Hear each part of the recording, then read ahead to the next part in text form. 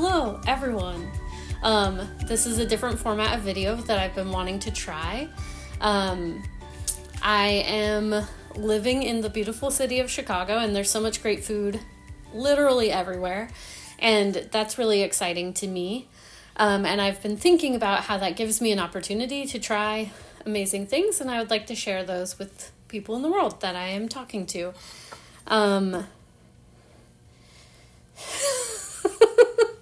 I had this whole idea of like running in here, so then I did that and now I can't breathe, which is normal human behavior shit. Anyways, my plan for this kind of segment, it's mostly a chomping segment, but there will be clomping, because I'm going to go around town and try things that I think are delicious. And the thing that I've been most interested in trying recently has been, I actually hadn't tried one before I moved to Chicago, and now that I am here, I am so excited about them. So my plan for this series is to try a couple of things across the city, bring those things home, and try and make them at home. My goal with this is not to make them better or more delicious or maybe even anythinger than what they are at the places where I get them, because the people who work in those places and make these things have so much more experience and cultural context than I can ever have for these things. But I do tend to spend a lot of money making, or rather not making, things and buying them, which is lovely and one of the advantages of living in this great city, but also can be problematic when I do not have unlimited dollars to do that with. So I think my goal is to be able to figure out what I like most about the things that I'm trying, and then to make something at home that can be a good fill-in for me in between the times where I'm able to go to the store and actually buy them. So that's my goal. I just wanted to make that clear, because I think it's important. I think it's important that like the cultural value of these items is kept intact. And I also think it's important to recognize the why behind what I'm doing here, which is literally, I think, to be able to try these delicious things at home more regularly, so that then I have more money to spend on more delicious things when I go out.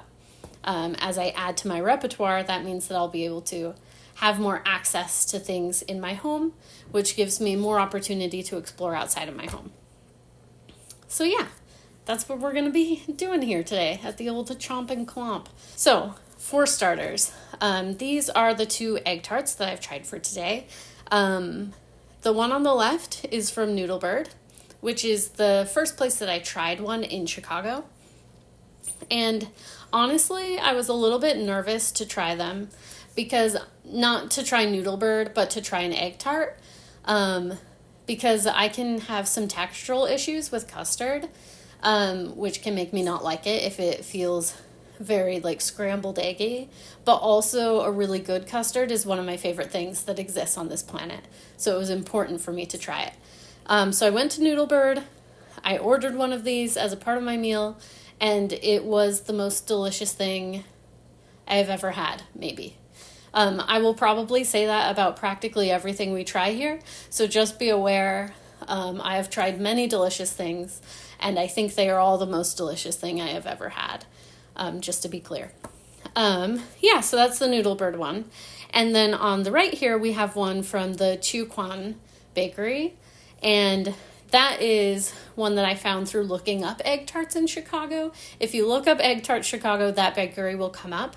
I'm not 100% certain on my pronunciation. I tried to look it up, practice saying it, but I might have said it wrong. So correct me if I did. But also you can correct me if I said Noodle wrong. Who knows? Sometimes I misspeak. So that's where we are. My plan with these is to toast them in the toaster oven briefly, because my preference is for them to be warm. And then I want to just like taste them and look at them and talk about what I like about each one, so that I can have a plan moving forward for the kind of crust I want to make, the kind of custard I want to make, the thicknesses, the consistencies, the textures, the flavors that I want to have in the one that I make at home. Because making it at home will not help me with my goals if I make it and it's disgusting. All right, so I've toasted these. So the first thing I kind of want to talk about is what they look like. And I think you'll find that they look pretty similar. The custard is like really yellow, but does have like some browning on it from the cooking process, which is really beautiful. I think it's interesting to see that like on this one from Noodlebird, that browning is mostly around the outside of the tart. And then on the other one, that browning is mostly in the middle. So one thing that just occurred to me after kind of starting to talk about the appearance is that because this one was baked in a kind of aluminum pan, I'm wondering if the reflectiveness of that kept some of the heat off of the edges, and so that's why it's more in the center. I don't know if that's why, but that's my guess. All right, so this one definitely the crust is a little bit darker, and if we turn it around, that seems to be the case on the bottom as well. Whereas this one, it is like quite tan looking at top, and the bottom actually has some really nice browning too that I appreciate. Yeah, I think they're both really beautiful looking, quite enticing. I want to eat them, and actually, I don't know if you can hear, but Puka has been crying because he wants to eat them too. I thought that something interesting to do would be to look at the inside so we can see the texture of the whole thing. So, carefully cutting this in half. Let's open up. Drop a crumb for Puka so he will still love me. And then let's do this other one as well. Okay, so even just like doing that process of cutting through, one thing that I noticed is that the one from Noodlebird had a little bit more resistance when I was trying to cut it with the knife. So the texture of the custard here is like a little bit thicker, and it seems to be... It's not for you, my friend. Will you sit? Wait. So I think the custard on the Noodlebird one is like a very consistent texture through the whole thing, and it's a thicker consistency than the Chiu Quon one. This one, there was almost no resistance when I first started going through it, and I think the custard, it gets like slightly thicker as you move towards the bottom, but it's all a kind of softer consistency than the Noodlebird one. So I guess the next thing is to try them. So I've been talking about Noodlebird first so far, so we're just going to continue that trend. So I'll take a bite.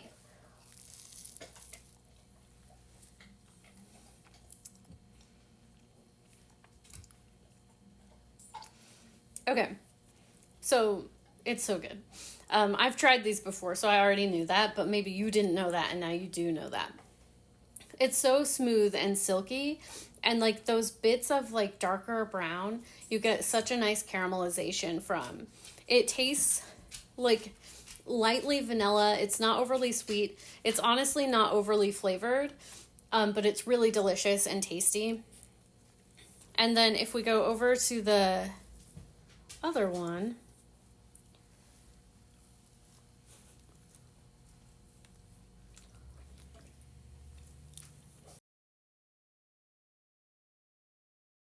it's funny because I was pretty sure coming into this that like the Noodlebird one was going to be my clear favorite, even though I've tried both of them before.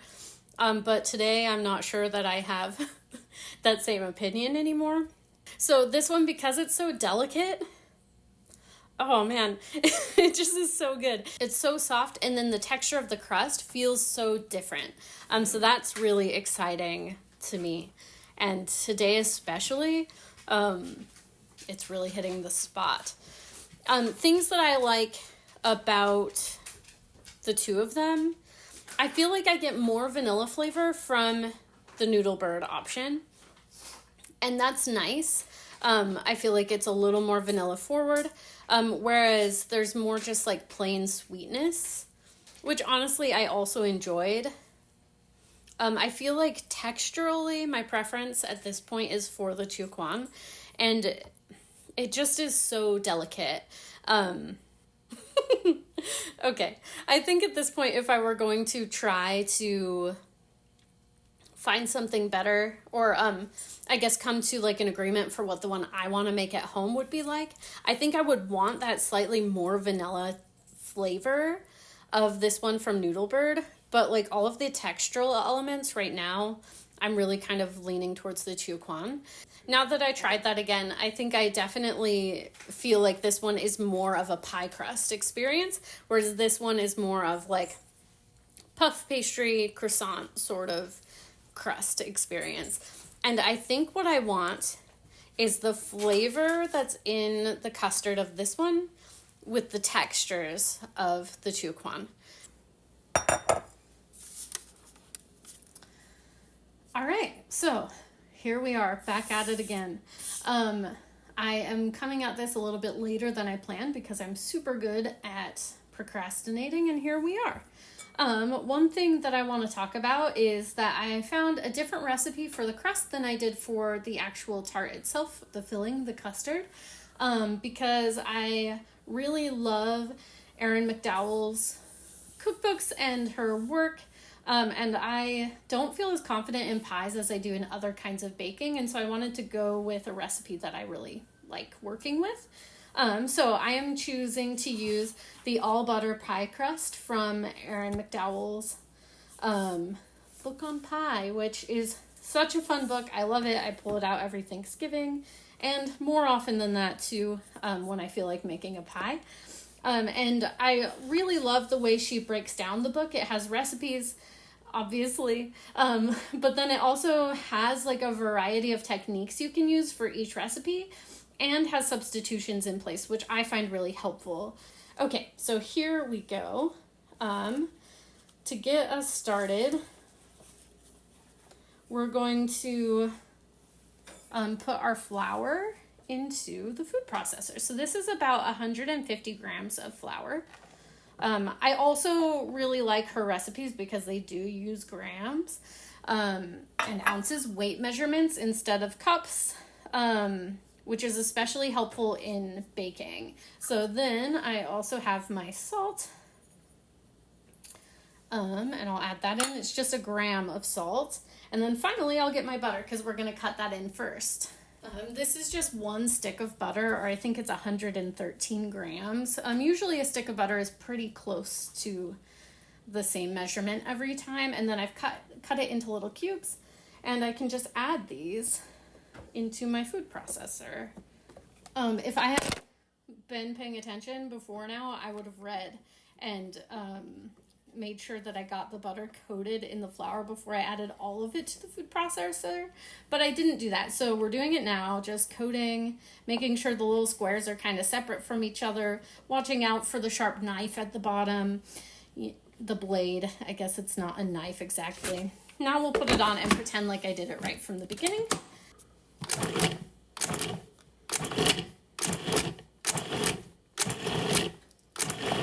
Okay, and I think we're about there. It's like such a fast process. Okay, so our next step here is just to pour this into our bowl. It's incorporated pretty well. We're going to make a little well in the middle. Here I am tearing my scale, and then we're looking for 60 grams of ice water to start.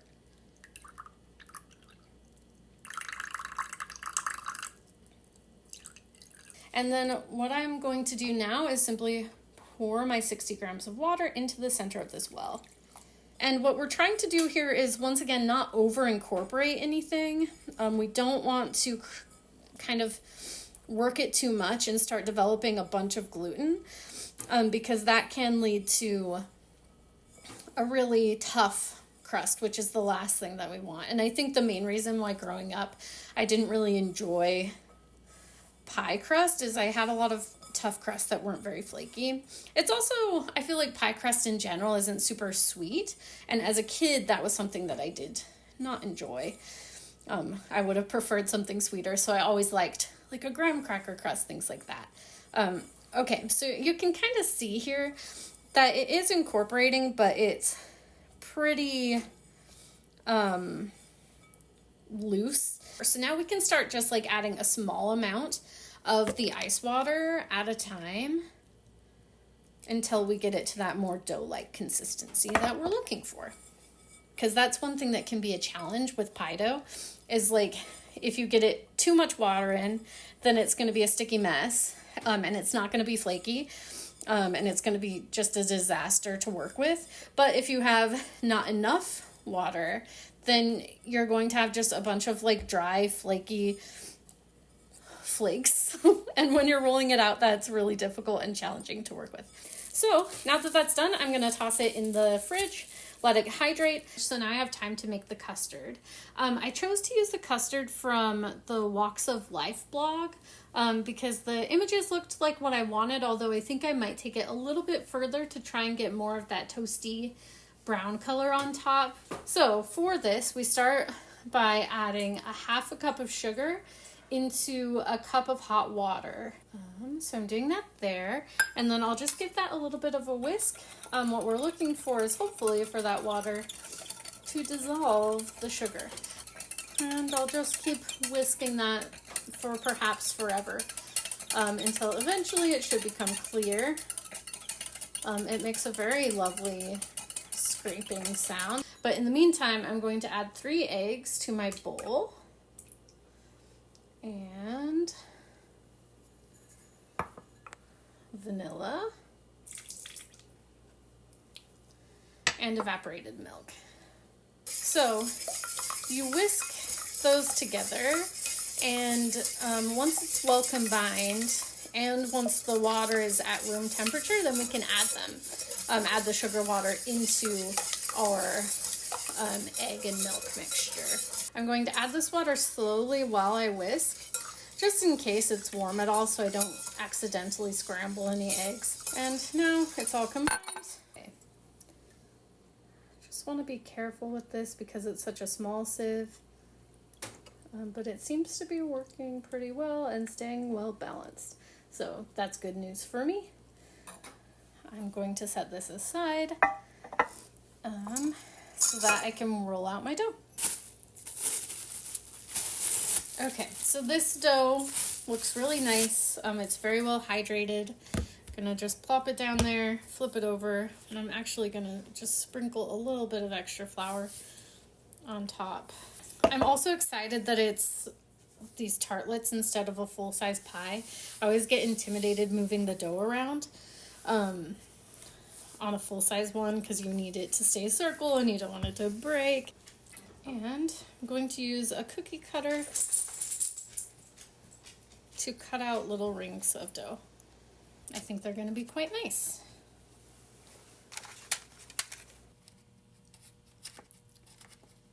Okay, so now we'll just pour in a little bit of filling.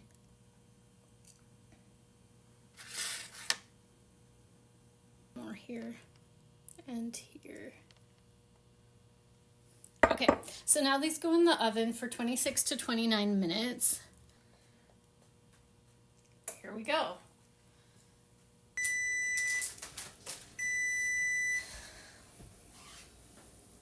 They definitely look a little bit more cooked. And now they just are supposed to sit. They seem a little bit less brown than I would prefer. I also wish that I would have poked little holes in them. Because I can see that in some places the crust poofed up a lot and then it pushed out filling. So then also I feel like there's not as much filling as I would like there to be. Let's cut it in half. So I'm really happy with the texture of these. They look really beautiful. The custard seems nice and smooth. The only thing really that I would like to see different about these is just a little bit more browning. Drew, do you want to come in and try one? Sure. Oh, damn, dude.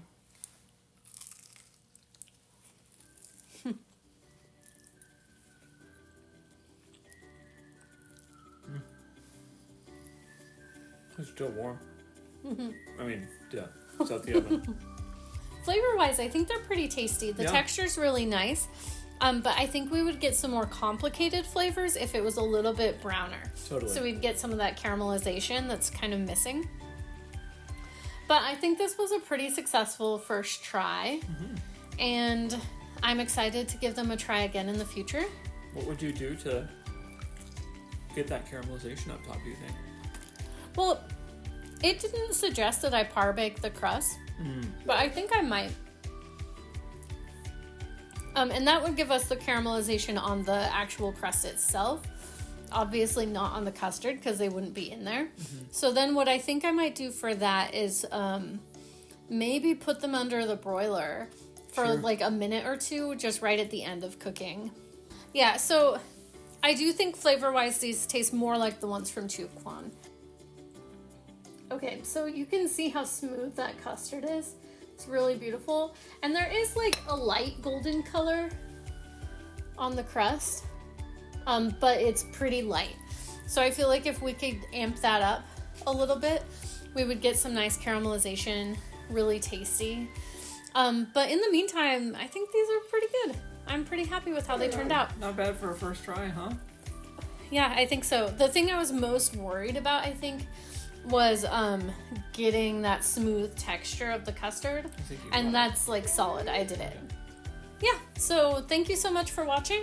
Thank you for sharing, Corinne. You're welcome. Thanks for eating, and we will see you next time. Bye.